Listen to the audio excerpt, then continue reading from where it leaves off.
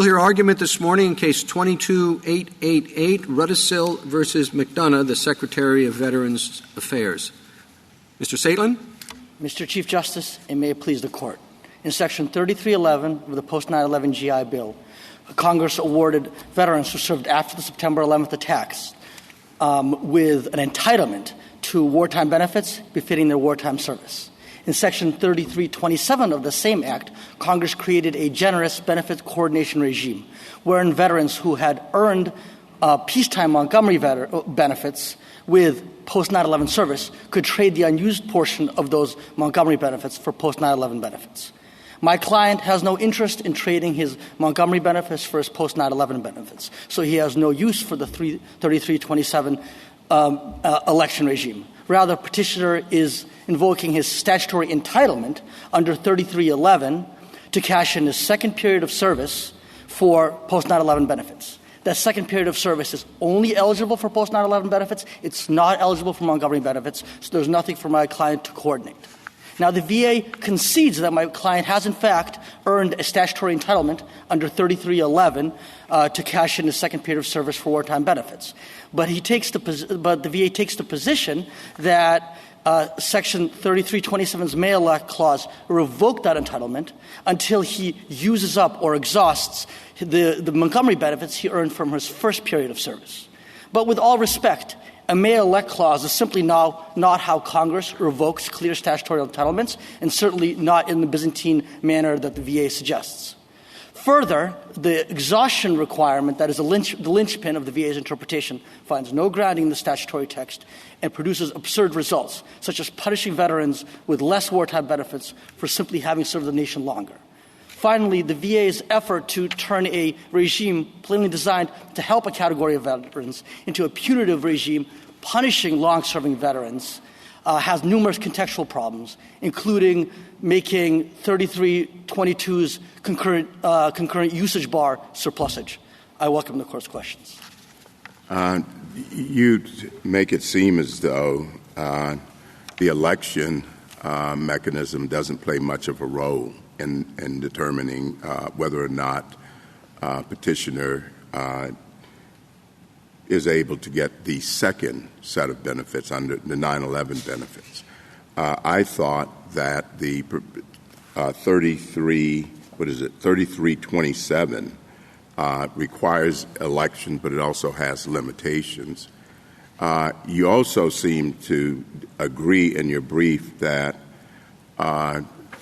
you're limited by the concurrent.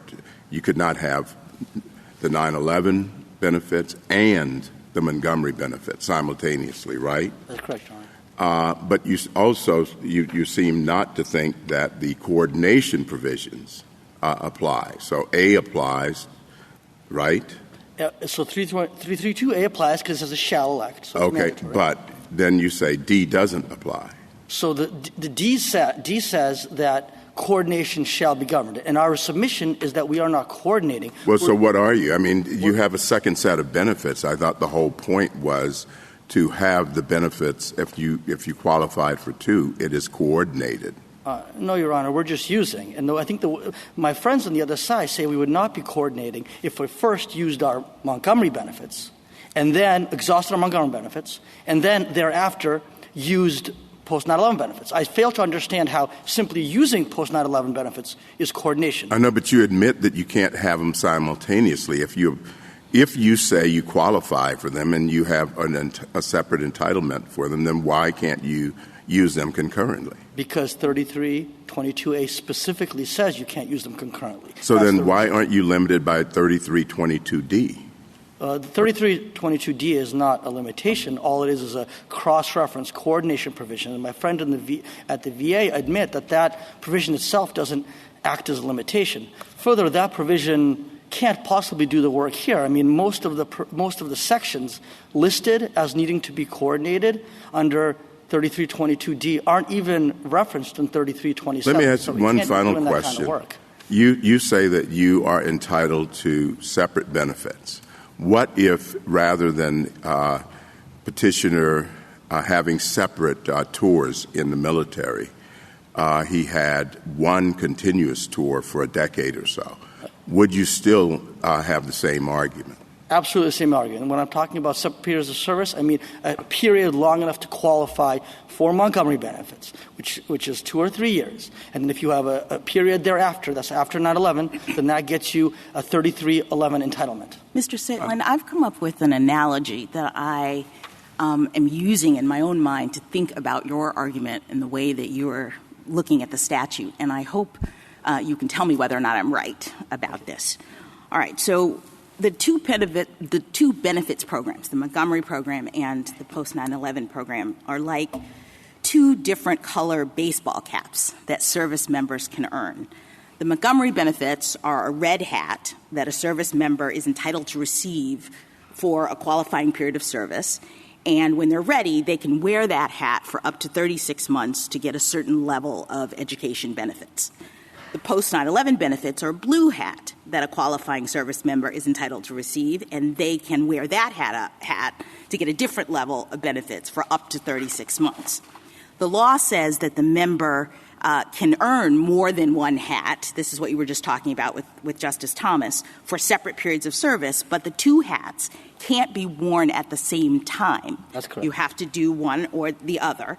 And no matter how many hats the member has, he can only wear the hats and receive the corresponding benefits for a total of 48 months. Absolutely. Is that so far so good? Everything you All said, right. I agree with you, Your Honor. So I think you're arguing that Rudisill is entitled to and has received both a red hat and a blue hat for the separate periods of qualifying service that he has. He had the red hat he earned under 3011. That's what you said at the beginning. And the blue hat he earns under 3311 for his second or separate period of service. And so at this point, he's worn the red hat for 25 months and 14 days, and he used those benefits for his undergraduate degree. And now what he'd like to do is pick up the blue hat and wear that for up to the total 48-month cap. Yes. Is that what you're saying? Absolutely. All right, so there's no coordination. He's not exchanging. I mean, it seems to me that the 3322D and 3327 scenario is like a different situation. It's the service member who has a red hat during the period of time in which he could qualify for a blue hat, and he needs an opportunity to exchange it. Absolutely. I agree with everything you said, Your Honor. And I think the fundamental problem with the VA, what the VA has done here through this form, and now they've defended through the courts, is what you described is exactly what Congress had in mind. And what the VA has attempted to do is they're trying to export this regime, which is plainly designed for what you're talking about, to a completely different scenario, which Congress was not trying to deal with. In that scenario, the scenario comes up, right, because we have 9/11 happening in September of 2001, but the effective date for being able to get a blue hat doesn't happen until 2009. So you have people who are serving in that period of time who just have access to the red hat scenario. They're not able to get the blue hat because it isn't effective yet. Yeah. And if they want to ultimately change over their red hat to the blue hat, they have to have a mechanism to do it. Absolutely right. And it's even more than that, Your Honor. They didn't, when they were serving and crediting their service to Montgomery by making those payments, and like my client, using up those benefits, the post-9/11 program didn't even exist. They had no reason to know that they should save this period of service for something else. And 3327D and the limitations that Justice Thomas referenced are just making the common sense point that if you're a service member who has worn the red hat for some period of time and then you'd like to exchange it, you don't get, with the new blue hat, a full 36-month period. You just get the residual amount of time that's left on that red hat period, correct? That's exactly right, but it is also coordination because it's actually the one-to-one exchange that is laid out in 3327D seems logical, but you couldn't intuit that from the regime without the 3327D because the way that Montgomery benefits are earned and the way the post-9/11 benefits are earned are quite different. Montgomery benefits are earned basically on a per-month basis, which is that every additional month you serve in that Montgomery period of service, you get an extra month of Montgomery. When in post-9/11, it doesn't work like that at all. If you serve at least 90 days post-9/11, you always get only 36 months. And if you serve less than 36 months, then you just get Can I benefits take you per back month. to the text of the statute? Yes. Because the way I saw the Federal Circuit analyzing this was that 3322, let's start with that, deals with a situation when you're entitled to benefits under both programs. Is that correct so far? Yes. So the overall regime is a bar on duplication, and then 3322A prohibits one type of duplication. And then 3322D, I think, got to focus really carefully on the exact text. Mm-hmm. It doesn't just say coordination of benefits. You've been really emphasizing a difference between entitlement and benefits. It says coordination of entitlement to educational assistance under this chapter on the one hand and such chapters or provisions on the other, namely Montgomery and post 9/11, coordination of entitlement shall be governed by the provisions of 3327. That's right, Your Honor, but it doesn't say that you shall coordinate. It says if you want to coordinate, then look at 3327. It says coordination of the entitlement.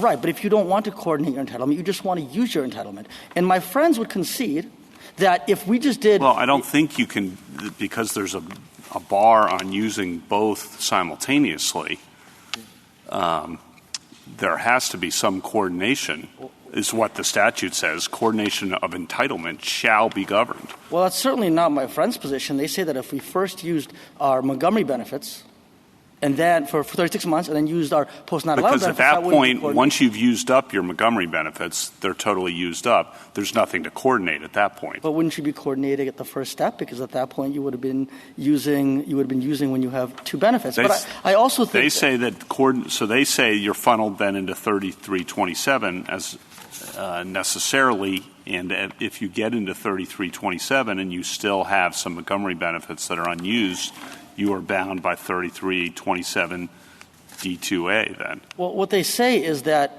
the coordination provision is just suggestive. It just points you to 3327, and then you have to decide what 3327 means. And I think that must be right, because it's just a cross-reference. And also, it's just 3322D can't be doing that much work in any event. I mean, as I mentioned earlier, most of the provisions mentioned, and if I urge honors to take a look at 3322D, most of those provisions coordinated aren't even mentioned in 3327. So at most is a suggestive cross-reference. And then when you get to 3327, if you think the cross-reference takes you there, all you have is a may elect clause. And the superstructure of the statute then is you have a clear, unambiguous, plain as day entitlement under 3311.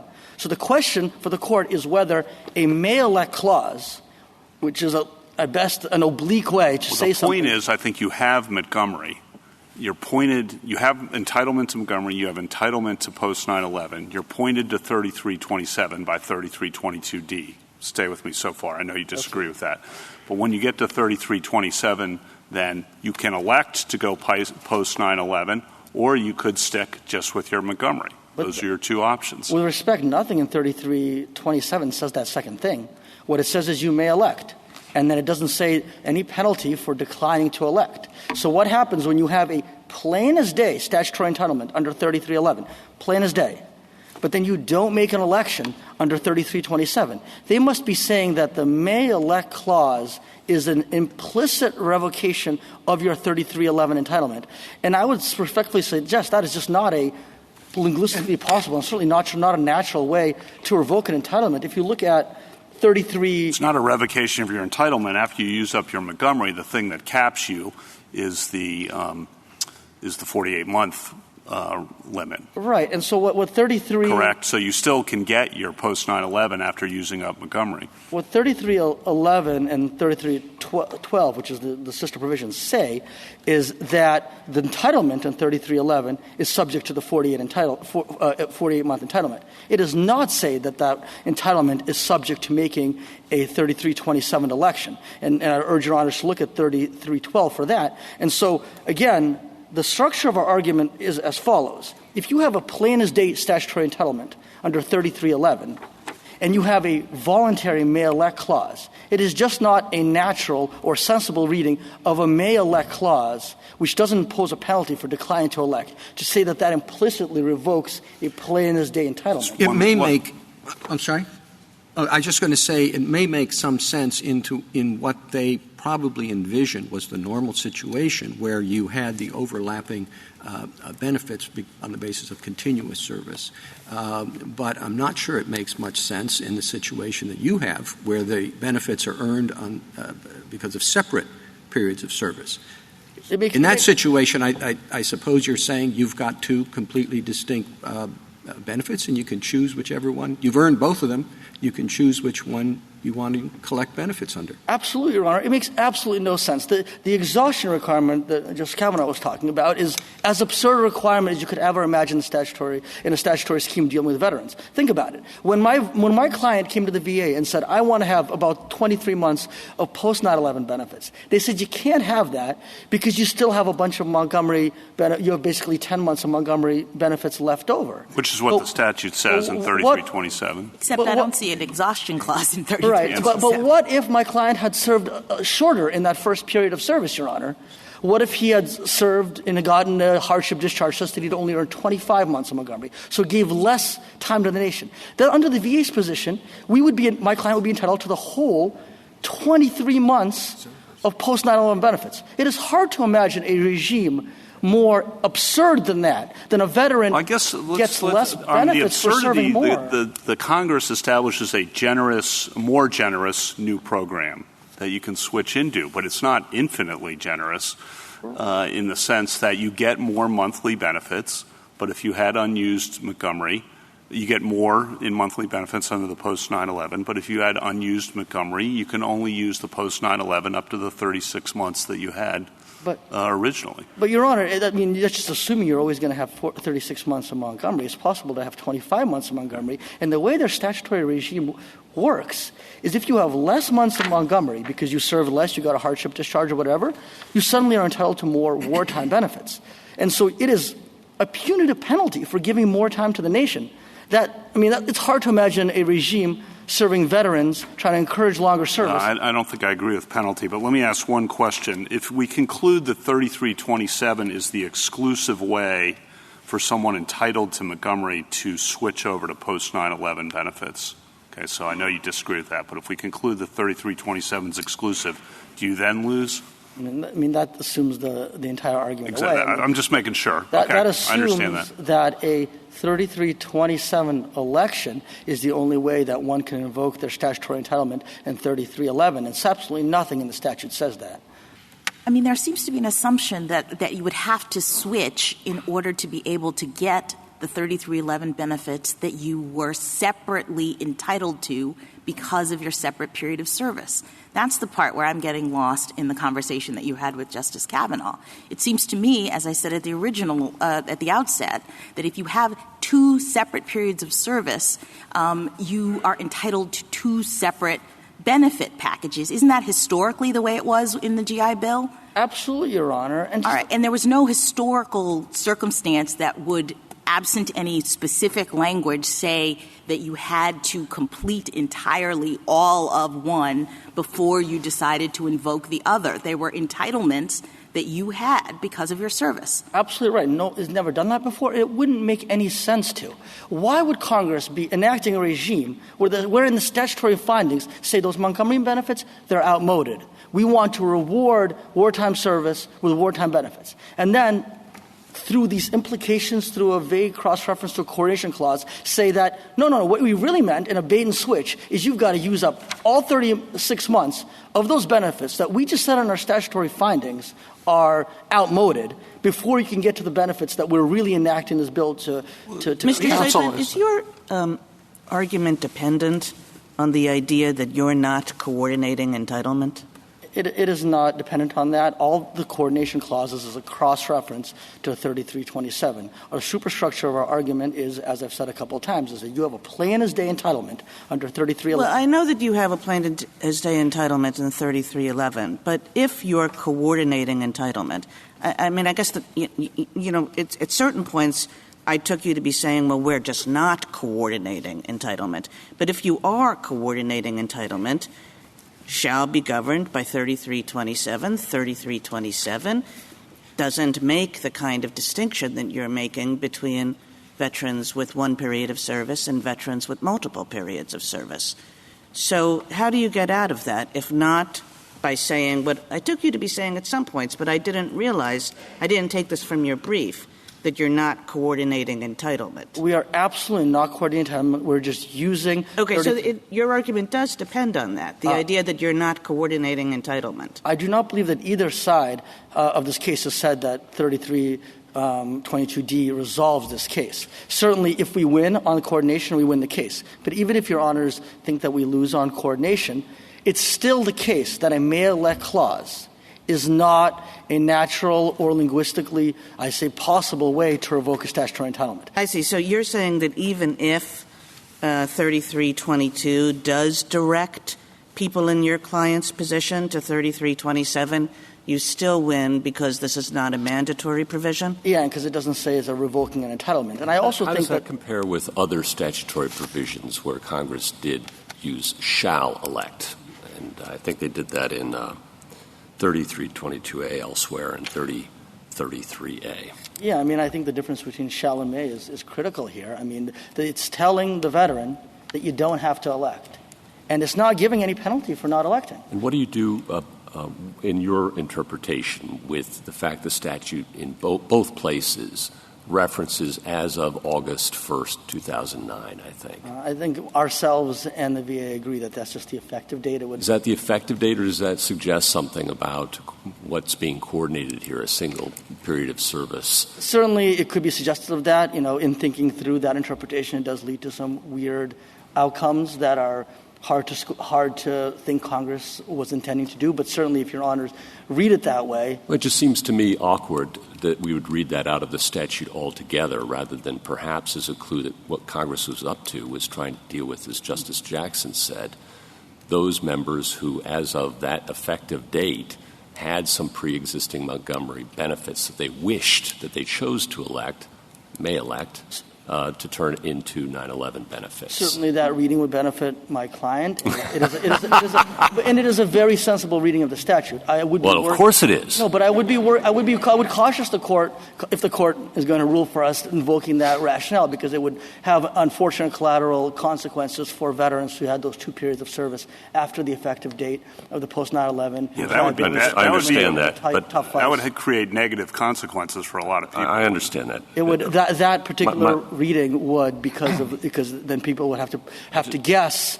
Yeah. Just one further question. There's some debate between the two of you about what has happened in the past when there's overlapping periods of service, two benefits available. Can you speak to that? Yeah, I mean, the way that the GI bills have always worked is when you have 2 periods of service, you can't use them at the same time, but you can't credit the same period of service. You can credit a single period of service to 2 types of benefits. I mean, the clearest way to see that with regard to the provisions here is the traditional Montgomery program and the Montgomery Selected Reserves program. Under 33C, you can't get credit you can't get the selected reserves benefits and the traditional Montgomery benefits for the same period of service. So that is a prohibition against drawing upon a single period of service. Any exhaustion requirements previously in history? No, and not in this provision either. It's entirely a figment of the VA's imagination, I would respectfully submit. Is there a statutory provision that specifies when the election under 3327A must be made? Well, there is not, but our position is that if somebody has credited their period of service, their period of service to Montgomery, and they want to cash in that same period of service for post 9/11, so then when they want to cash in the remaining Montgomery credits for the more generous, life-changing post 9/11 credits, then they need to make that election. Does the government disagree with you on that point as to timing? My understanding is the government doesn't disagree with us on any way how the statutory regime works for somebody for whom it was naturally designed, for someone who wants to trade their Montgomery for post 9/11 benefits. It also doesn't disagree with us on how the statutory regime works for someone that's used up all their Montgomery benefits and just wants to draw on 12 months. Would the statute preclude the Secretary from saying that the election under 3327A must be made at a particular point in time? Because if you elect an individual may elect to receive post-9/11 benefits. If the individual elects not to receive those benefits, that would be irrevocable, right? Certainly that declining to make the election is not. I thought there's a provision that says it's irrevocable. Yes, if when you make the election, then you can't unwind it. Well, if it says you have to make the election one way or the other, then you can't. If you elect not to get the 9/11 benefits, then you can't get the 9/11 benefits if it's irrevocable. Certainly not our position, Your Honor. Our position. I know it's not your position, but why is that wrong? Because the provision that says that the election under A is irrevocable, I think most actual read is only irrevocable to make the affirmative election. If you don't make an election, I don't think the VA, and maybe my friend will correct me, treats that as making any sort of election under 3327, but I could be wrong as to their position. Thank you, counsel. Just a couple of questions to clarify my own understanding. Did I understand you to say that your position, your analysis of the statute and the consequence would be the same with respect to somebody who had no break in service? It was all continuous service? Or Yes, would it be different? It would be the same. Okay. Thank you. Justice Thomas? Justice Sotomayor? Justice Gorsuch? Justice Kavanaugh? Just on the may elect, so I understand, when you get to an educational institution and you have some unused Montgomery and you are also entitled to post-9/11, you presumably have to fill out a form to tell the educational institution which you're using, correct? What you do is you fill out a form with the VA, and in our circumstance, our client filled out a form that invoked only his second post-9/11 eligible only period of service. Then the VA will issue you a certificate of eligibility, and you take that. Does the form have a choice between, okay, I'm showing up for graduate school, I'm going to use either Montgomery or post-9/11 or other boxes potentially? Yeah, I mean, my client filled it out online, and you've got to select which benefit. Is one of the boxes to select Montgomery? Yes. So you may elect Montgomery.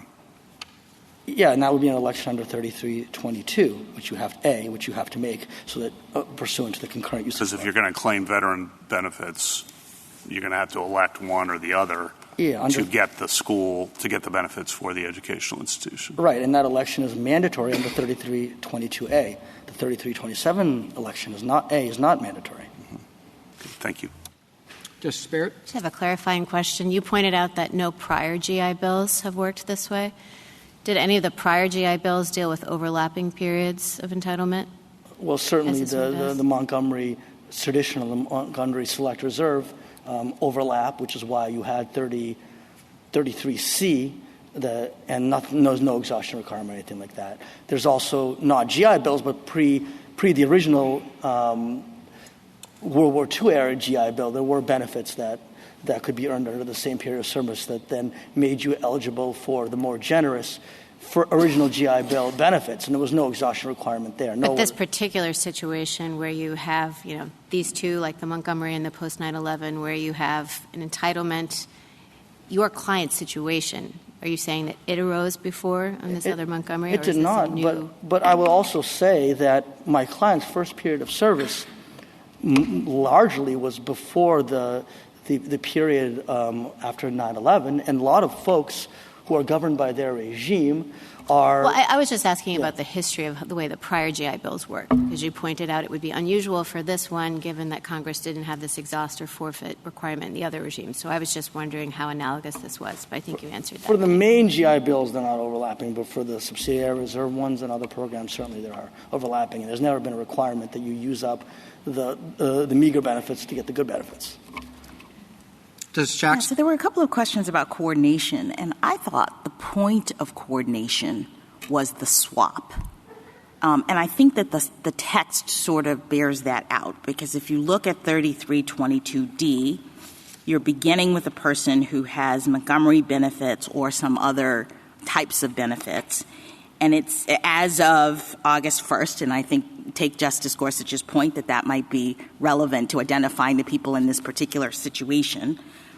Coordination of entitlement to assistance under this chapter, meaning the post-benefits, post-9/11 benefits, takes place under 3327. And as you say, when you get there, you may elect. But I thought the sort of critical part was 3327D1, which is where the swap is affected. Mm-hmm. If you're making an election under subsection A, you shall be entitled to the post-9/11 benefits instead of the benefits that you would have received in Montgomery. So the reason why you're coordinating, I thought, under the way that the statute reads, is to affect the swap of the unused Montgomery benefits. That's obviously what 3327 is designed to do. Every textual indicia in 3327 is a trading regime.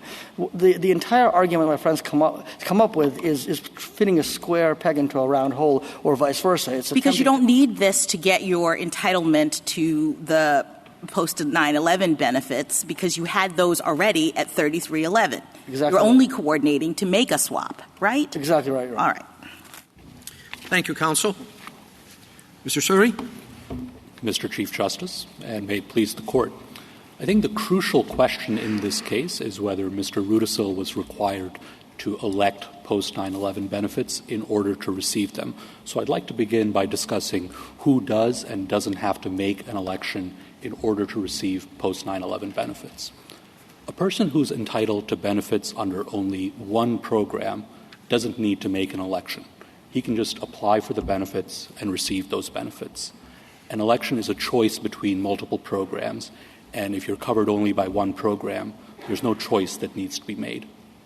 A person who is covered by two programs or more, however, does need to make an election. This is explicit in the text of Section 3322A, which is on page 1A of our brief. I'll read the relevant portion aloud.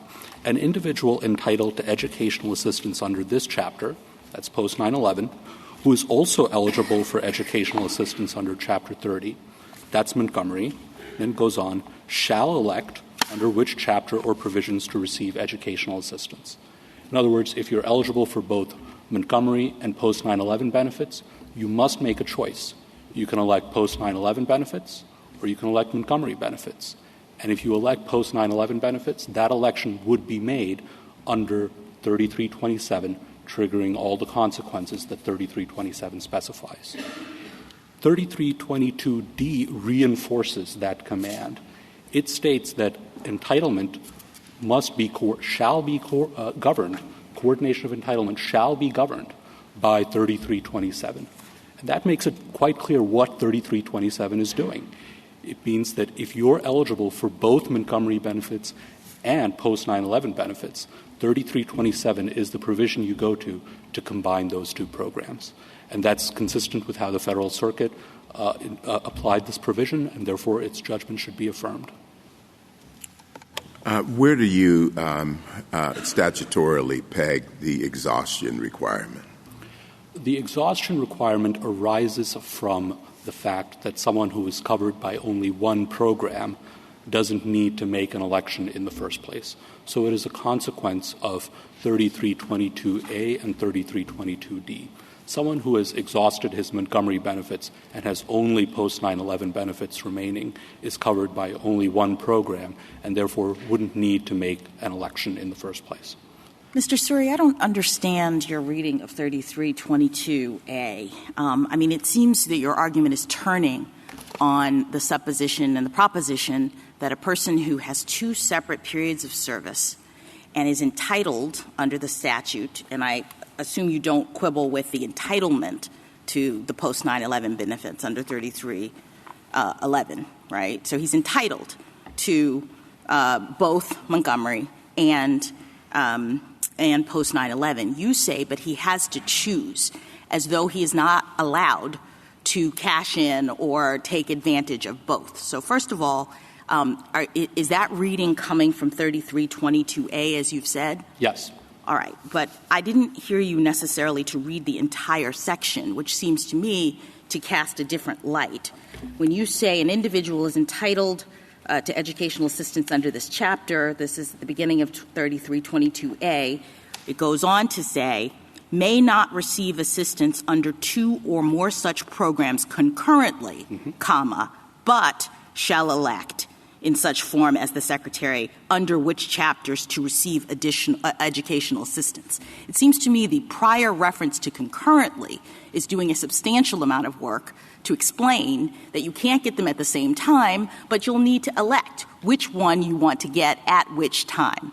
That is different than suggesting, I think, that you have to choose between them such that you can only have one ever. I agree with everything you said, Great. Justice Jackson, but 3327 is the mechanism by which you elect, if you're eligible to vote, that you now want to receive post-9/11 benefits. And we can look at the text of these two provisions to see why that's so. If you look at the last words of 3322A, it says that you shall elect under which chapter to receive educational assistance. This is page 1A of our brief. And then page 4A of our brief, 3327A states an individual may elect to receive educational assistance under this chapter. So there's an exact parallelism. 3322A says you shall. There's a sort of parallelism, I'll grant you. But as Justice Jackson pointed out, A on 3322 is about concurrent. You can't have concurrent. That's always been the law. No surprise Congress wants that to be the case here. Shall elect. In other circumstances, Congress has used shall elect as well, 3033A, I believe. Here, when we get to and I think you agree in your brief that 3322 doesn't resolve the question presented before us, right? The question presented has to be resolved by looking at both provisions together, not by one or the other alone. That's right. Yeah, I think you said as much on yes, we did. Page 14 of your brief. The coordination clause does not resolve the specific question presented, right? It points to 3327. So we got to go to 3327. When we get there, we don't have a shall, we have a may. Absolutely. May implies. So the parallelism is sort of parallel, but not quite parallel. May implies that you have multiple options. You can opt to elect post-9/11 benefits, or you can opt to elect Montgomery benefits. Doesn't it also possibly imply that you don't have to elect at all? No, because 3322A says you shall elect. Well, it says shall elect with respect to concurrent benefits. It doesn't speak to benefits otherwise. But right? A is about concurrent benefits. No. 3322A is about concurrent benefits. A has two distinct requirements. It first says may not receive assistance under 2 or more such programs concurrently. And then it also says No. It doesn't say also. It doesn't and also say. It says but shall. Yes. Okay? So instead of concurrent, you have to pick one. I get that. Suppose I'm right about that. Just spot me that. Very all right? well. I got a shall here. I got a shall in 3033A, which is, again, about coordinating between two different programs. But when I get to 3327, I have a may. So why isn't it an option to a veteran simply not to elect at all? The reason that may usually means may, doesn't it? I agree that may means may. And may implies normally that you don't have an obligation to do anything, right? And it implies right? that here. I'm entirely agreeing with your reading of may in this provision. I'm just suggesting that the alternative to electing post-9/11 benefits under this provision is not, as Petitioner suggests, not electing them but receiving them anyway. The alternative is electing Montgomery benefits or continuing with Montgomery benefits. And that's the most natural way to read A itself. Well, I mean, just to follow up on Justice Gorsuch's point, the most natural way to read may is may. And that's very much compelled if a couple sections earlier you have the phrase shall elect, which suggests that that's quite a different you don't have a choice there. But when they say may elect, you do have a choice. I agree, Mr. Chief Justice, and I would reconcile the two provisions in the following way. The first provision, 3322A, says you must make a choice. You must choose either Montgomery or post-9/11. And then 3327A says you may elect post-9/11. Now, that means the other choice that you have is you may elect Montgomery. It doesn't mean that the other choice you have is receive post-9/11 anyway without choosing it. So well, you can't.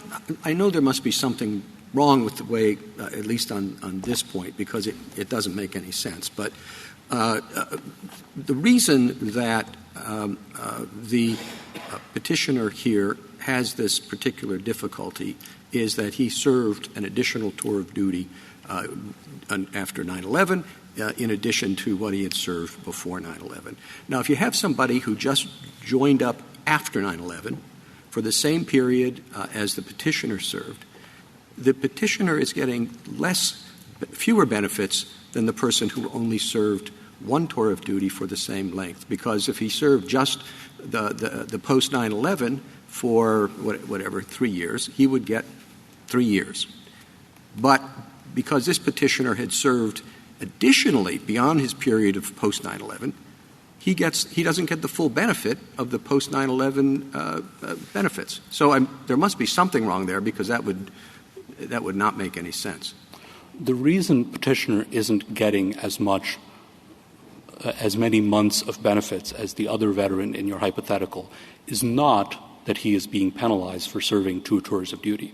The reason is he has already used 25 months of benefits. A different type of benefits, I grant. The Montgomery benefits. Montgomery benefits. But a program that is designed to do a similar thing to the post-9/11 program. But that still doesn't make all that much sense, because he's getting those other benefits because he had a couple additional tours of duty. So maybe, he's entitled to both of them.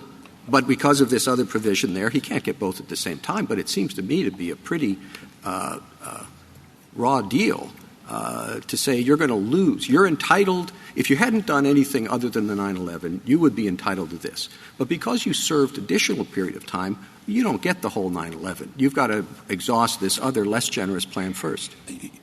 Mr. Chief Justice, the reason he is not getting the additional benefits, again, is not that he served an additional period of duty. It's that he already went to college using some benefits that the government has provided. Yeah, that he was fully entitled to those benefits because of his additional tour of duty. Fine. Yes. But if you take him and somebody else said, I didn't have an additional tour of duty, and that person has the same length post 9/11, the person who didn't serve as long gets the full post 9/11 benefits, but the petitioner does not. And you say, well, but he's getting other benefits under another program. Well, that's because he earned those benefits because of his other service. But, Mr. Chief Justice, everyone who is going to be using this election provision in 3327 is going to be entitled to both sets of benefits. And this follows from the text of 3327A1 and A2. A2 states that in order to use this election mechanism, you must meet the requirements for entitlement to educational assistance under this chapter, that is, under the post-9/11 bill. So now, if I understand that answer, it's that, look, you can only go to college so many years, and we're paying for years of college for the people who got the Montgomery benefits. And even though you get additional benefits under post 9/11, we're not going to pay for 8 years of college. Let me try a different way of explaining. Well, but is that a good, reasonable way of looking at it? That is the consequence of what Congress has wrote. And let me take a stab at explaining why Congress might have designed the statute this way. The purpose, or one purpose, of the GI Bill is to enable someone who has served in the military to transition back into civilian life. That's why the first GI Bill was called the Servicemen's Readjustment Act. It was about readjustment. And Congress could conclude that in order to readjust, you need 36 months of benefits. That's 4 years of college, 9 months per academic year. And it could say that whether you get these 36 months through one program or through 2 programs is not of much concern to us, because these 2 programs are close substitutes for each other. But how do you reconcile that with the 48-month cap? I mean, there's something in the statute that Congress has made clear that you get up to 48 months of benefits. So how is that consistent with your story about Congress having a purpose to limit people to 36 months? In order to answer that question, I'll need to explain how the overlap between the Montgomery and post-9/11 GI bills differs from the overlap between previous bills. But are you saying the 48 months doesn't apply? I mean, I thought Congress chose a cap, right? Consistent with your story, we have to let this end somewhere. You can't, have every degree available on the government's dole, so 48 months. And I understand Mr. Rudisill to be saying what I'd like to do is take my separate periods of service and the benefits that I have accrued and are entitled to as a result of those and get 48 months worth of benefits. And I'm not sure it makes sense to say the government is saying, no, you can only have 36 because you used some of them before, which sounds like what you're saying. What I'm saying is that he can only use 36 because the limitation clause 3327D specifically says that. Now, I'm trying to explain why it is that Congress might have done it that way, but and your answer is because they only wanted you to have 36 months, but then I point to the 48, so that can't be right. What's the other answer? The answer is Congress treated this overlap between these two GI bills differently from the overlap between other GI bills. Other GI bills apply to different wars. You could serve in Vietnam and also serve in Korea, and that's how you'd get to 48 months. That's not what happens under petitioner's view under this statute. Imagine a veteran serves 6 continuous years in one war, just the Iraq War. What petitioner would allow that person to do is say, I'm going to apply the first 3 years of my Iraq War duty to the Montgomery program, apply the second 3 years to the post-9/11 program, and get more than 36 months of benefits, even though I've served only in one war. And that's something Congress has never previously allowed. Well, you said earlier that the purpose of this is because you're transitioning back to civilian life, and this will allow you to get the degrees that you may have. But here you have a situation where instead of transitioning after having served the first time and transitioned, he doesn't get – you're saying, well, you don't get another transition because instead of just, whatever, you decided to go back to Iraq and Afghanistan and get a Bronze Star, so we don't have to worry about you transitioning to school. Mr. Chief Justice, this is the consequence of the statute that Congress has written. If that statute creates hardship in particular cases, then Congress is free to amend the statute as it has done many times before. It is notable, however, that Congress was aware of the way the VA has been applying the statute in the 2011 amendments. The Senate report accompanying that shows that, and it chose not to change that interpretation. If I understand the way this statute works, and this goes to your explanation of why Congress could have written it this way, but if I understand the way the statute works, suppose a veteran has 35 months that he's already covered, so he has one left. You're saying he has this choice. He can take the 36th month under Montgomery, and if he does that, he gets a full year extra under 9/11. Or he can swap out the Montgomery for the 9/11 for the single month left, and then he forfeits the additional year. So why would that choice be put to the veteran? I can explain why Congress might have decided that those who have already exhausted their Montgomery benefits should still have the opportunity to get some additional post-9/11 benefits. There are a few different reasons that might have explained it. We don't know, in fact, why Congress did it. The first possible reason is that Congress was creating the post-9/11 program and making it retroactive. It knew that there would be some veterans who had served after 9/11, but before 2008, when the post-9/11 bill was enacted, and who had already used up all of their Montgomery benefits. And Congress may have wanted to ensure that those veterans get something, and so the something it gave them was to allow them to get 12 additional months after exhaustion. That's one possibility. A second possibility is this may be an artifact of the fact that the post-9/11 bill was originally limited to college education, and the Montgomery bill was designed to focus on vocational education.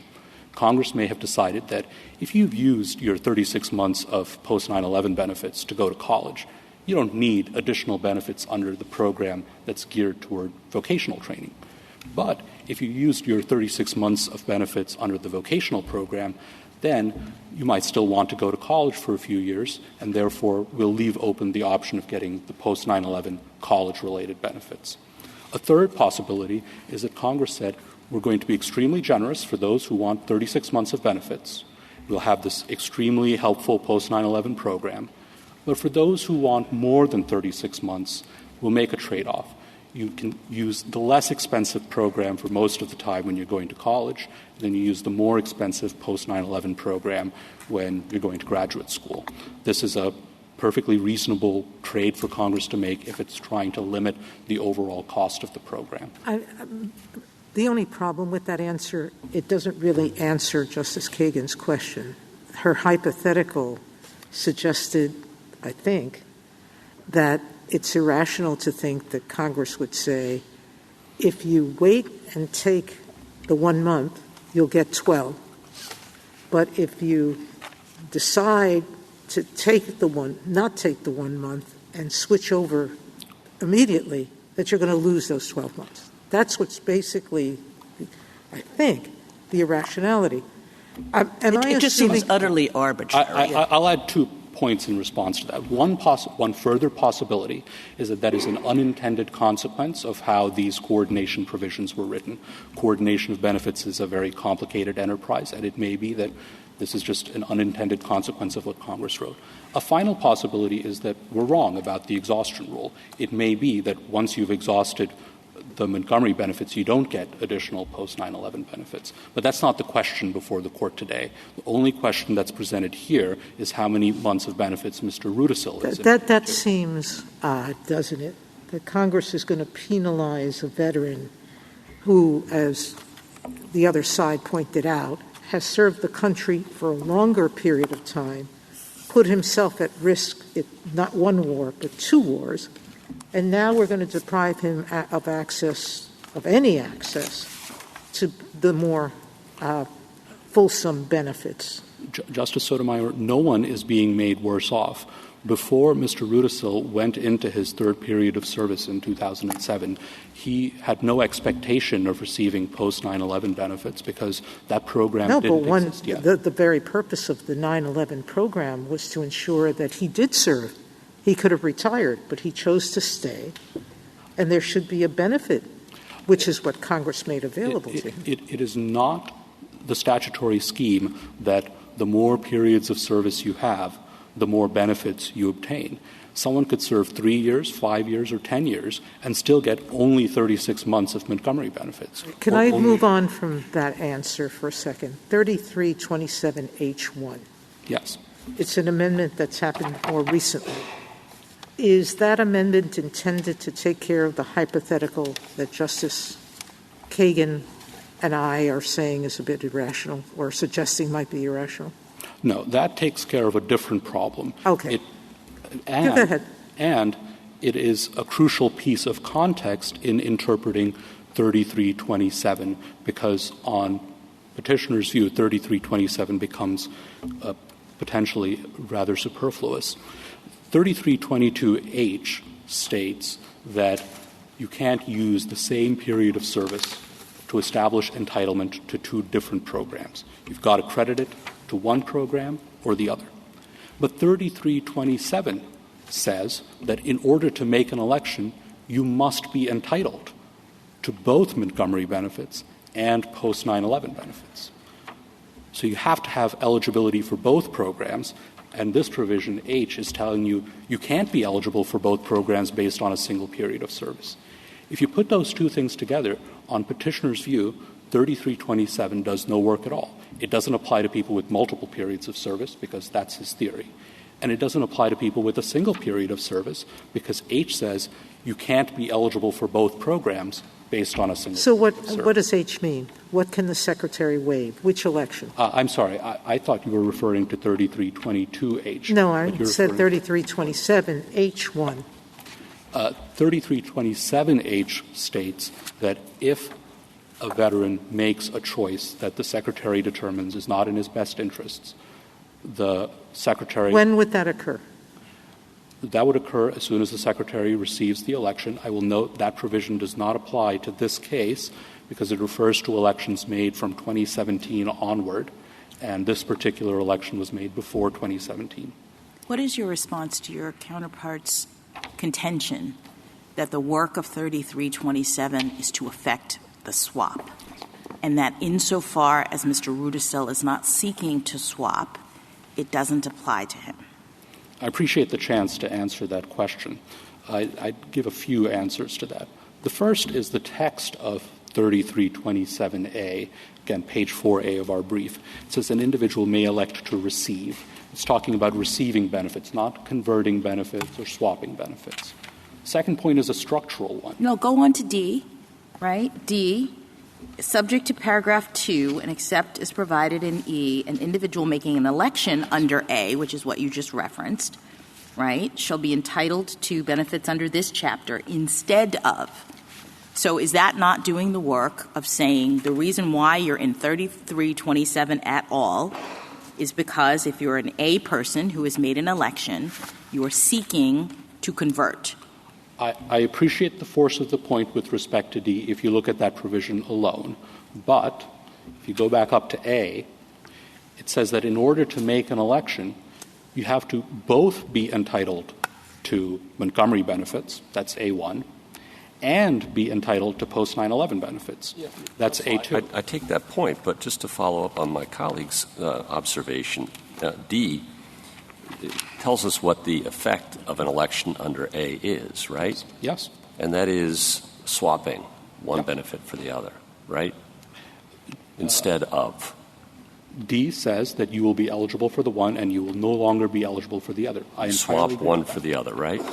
But. Right? Yes, I accept and that's the that. point of that's the effect of an election under A.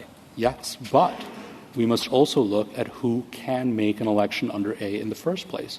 And you have to be entitled to post-9/11 benefits. And you're entitled if you serve in the relevant period.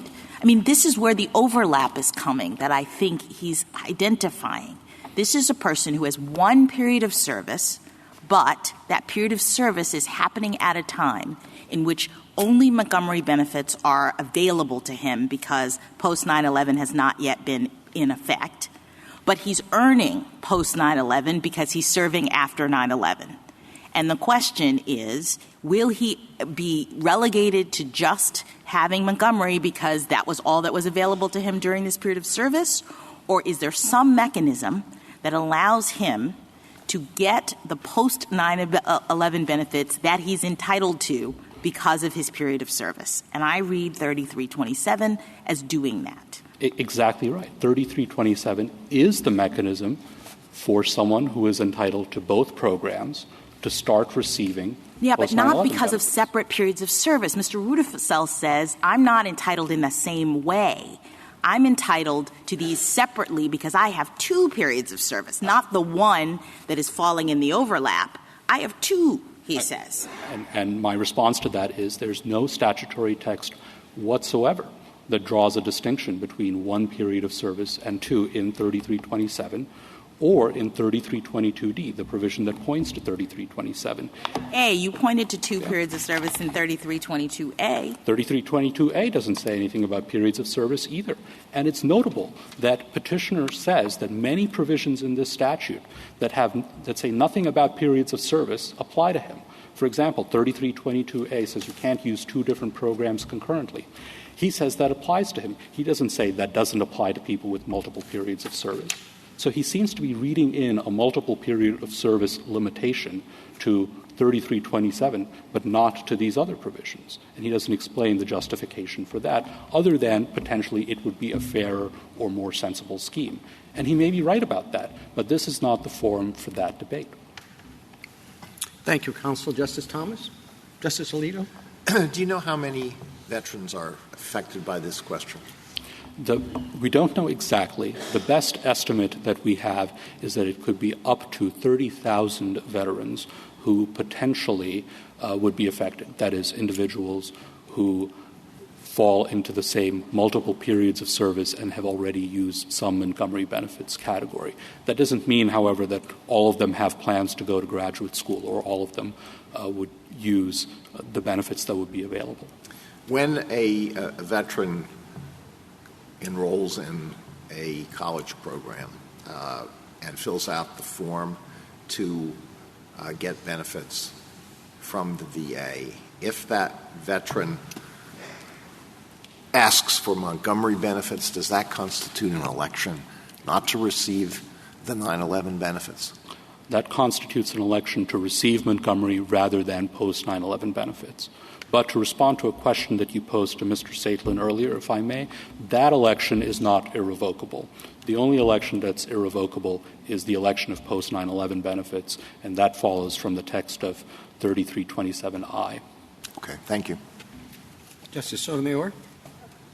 To that last question, the way I understand your reading of the statute, someone who qualifies for Montgomery and post-9/11 benefits under separate periods of service could not use their 36 months of post-9/11 benefits first and then get 12 of Montgomery?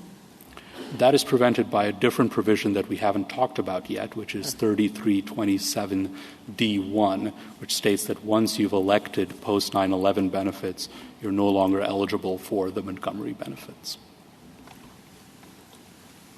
That one I'll have to look at. Okay, thank you. Justice Kagan? Justice Kavanaugh? I just want to make sure one thing first, that you said you can't receive post-9/11 benefits unless you elect to receive them. For an individual who's covered by multiple programs. That's correct, Justice Kavanaugh. Okay, so there has to be an election, and your point is the only way to make an election is under 3327. That's correct. Okay. Second, I think you had been asked about the other side's point that 3327 is best read as a swap or trade-in provision, and you said you appreciated the opportunity to answer the question, but I don't think you were able to get the answer, so I'm giving you a full opportunity to answer that question. Thank you, Justice Kavanaugh. The first answer is the textual point, which is 3327A says an individual may elect to receive educational assistance under this chapter. That echoes the language of 3322A, which says shall elect under which chapter to receive educational assistance. That's a clue that this provision is one of the options that is on the table under 3322A. 3322A is saying you must pick either Chapter 30 Montgomery or Chapter 33 post-9/11, and this provision is saying here's how you pick post-9/11. That's one answer. The second answer is the structure of 3327A.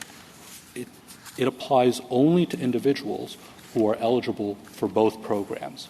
So that precludes the idea that it's meant to allow someone who is eligible for one program to trade in benefits in order to obtain the other program. You have to already have post-9/11 benefits in order to make this election in the first place, and that's in the text of 3327A2. The third answer is going back to 3322D, provision that was discussed earlier during Mr. Saitlin's argument. It states that it tells us what 3327 is designed to do.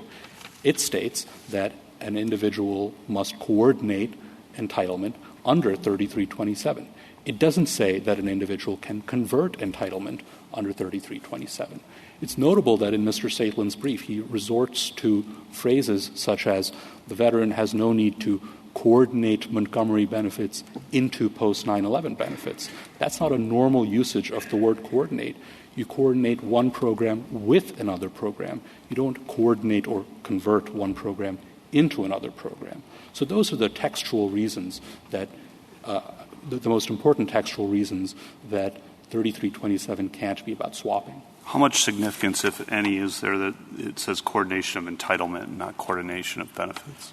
That is a very significant point, Justice Kavanaugh, because that, too, suggests that this provision is meant to address specifically veterans who are entitled to both programs. Congress thought about veterans who have multiple types of entitlement, and it wrote this provision saying, go look at 3327 to determine how to coordinate those programs. Thank you. Justice Barrett? Justice Jackson? So just on that very last point, you've repeatedly emphasized that this is about veterans who already have entitlements to both programs, right? What I don't see in 3327A2 is language that supports that. If you look at that actual provision, it says it's talking about an individual who may elect to receive if they are, as of August 1st, under these certain categories, that's A1. Yes. and then as of the date of the individual's election, meets the requirements for entitlement to educational assistance under this chapter. Yes.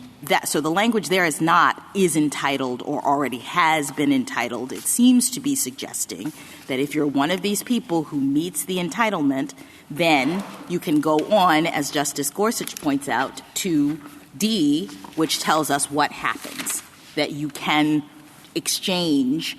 Do you dispute that D has sort of an exchange quality to it? I don't dispute that.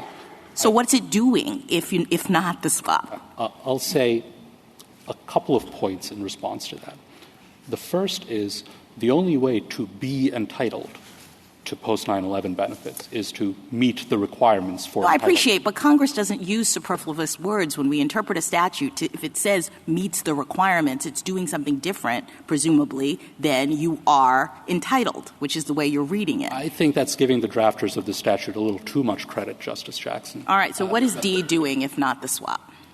D is providing two things. D1 is stating that you cease to be entitled to one form of benefit and you can start using the other form of benefit. But why? I thought you said they were entitled to both. I mean, why would a person do this? Or because Congress said this is the provision that must be used to coordinate. I see. And one last point, if I may, Justice Jackson. It's notable that 3327A1 also refers to individuals who don't have any Montgomery benefits in the first place. So this is in 3327A1F, is a member of the armed forces who is not entitled to Montgomery benefit. Right, because a lot of people were shuttled to this, right? From 3322D, there were lots of people, not only the Montgomery benefit people, but others. I think that defeats the conversion idea. These people have no benefits to convert, and yet they're covered by 3327. Thank you. Thank you, counsel. Rebuttal, Mr. Saitlin. Thank you, Your Honor. My friend started with 3322A. I think it's pretty remarkable that they appear to be basing their argument based on this provision.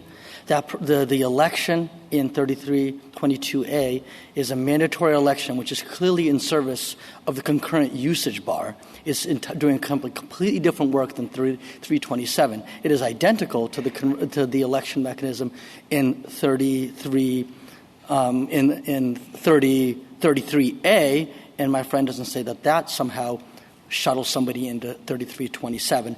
In fact, that provision strongly supports our position in two respects. One is the suggestive difference between may and shall, and second is that their interpretation renders 3322A's mandatory bar on concurrent usage superfluous, because under their reading of 3327, a veteran who's entitled to Montgomery and post-9/11 either has to use up all their Montgomery benefits and to get to post-9/11 or give up their most Montgomery benefits to use post-9/11. Either way, concurrent usage would be impossible, which means that this entire provision would be superfluous. Second, 3327 is plainly a swapping mechanism, and every provision, every subsection of 3327 points in that direction. We talk about A, that's the voluntary election mechanism. I heard my friend mention A1F.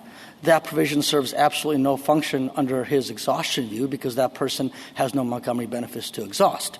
With regard to B, that lets you stop paying. With regard to C, that lets you revoke the transfer of Montgomery benefits because now they're so much more beneficial because you can train them for post-9/11 benefits. D is plain as day a swap. F lets you get your Montgomery payments back pro rata. Every single indication is that Congress was creating a swap mechanism, not an exclusive mechanism to invoke your 3311 entitlement unless you've exhausted your Montgomery benefits.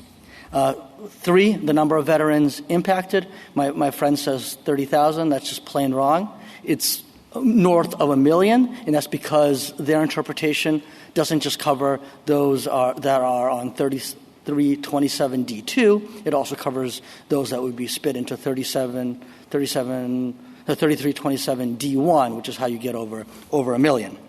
You heard my friend attempt to do backflips to try to get around how the exhaustion requirement makes any sense whatsoever, an unprecedented exhaustion requirement. And then when he kind of hit a brick wall, he said, well, maybe the exhaustion requirement doesn't have to exist.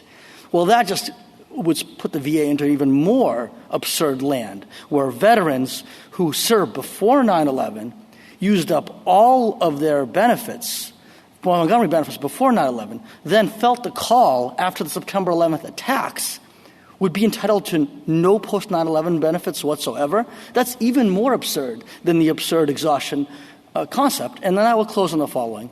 All of these kind of backflips and whatnot are entirely unnecessary. The statute should be read as what it says. 3311 gives you a plain-as-day entitlement. 3327 is a voluntary swap mechanism, does not limit that entitlement in any way. Read in that way, the statute has no superfluity, has no problems in it, and it plainly achieves the pro-veteran purposes for which Congress enacted the post-9/11 GI Bill. Thank you, Your Honors. Thank you, counsel. The case is submitted.